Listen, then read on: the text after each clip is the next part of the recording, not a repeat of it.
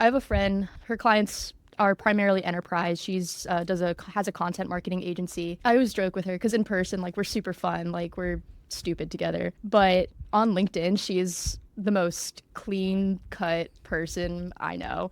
And it's really funny because I've actually been encouraging her to like show her personality more and like post a picture of yourself or like talk about like your real life and all that. There's a balance. I think if you come forward with your knowledge first and then people really are like, oh wow, this person's smart, and then you add little bits like this is actually who I am, it just strengthens that.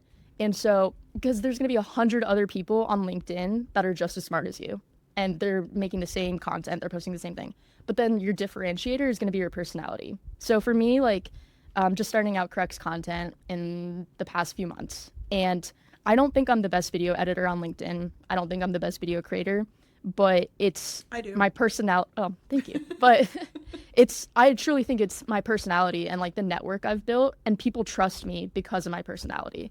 I'm so fond of so many other video editors, and I would recommend them in a heartbeat. I think the only thing setting me apart is I network, I talk to people, people dig who I am as a person.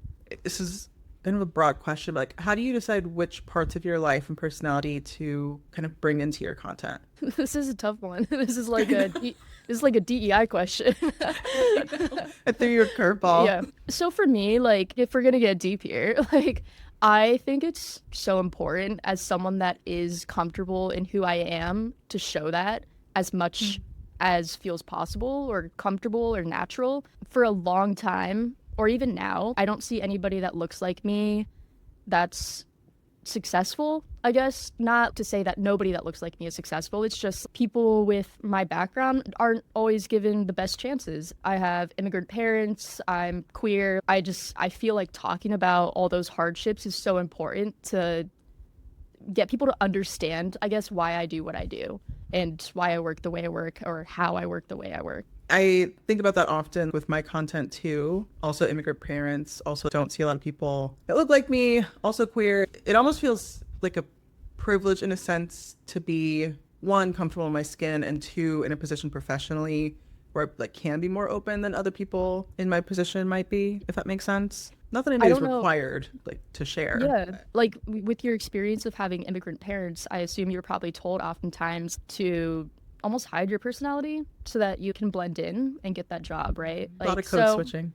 exactly. And I mean, these are things our parents said to us. Like, they were just trying to protect us 100%. I know why they said the things that they did, but I think with the way society is right now, I don't think it's helpful to anybody to try to hide.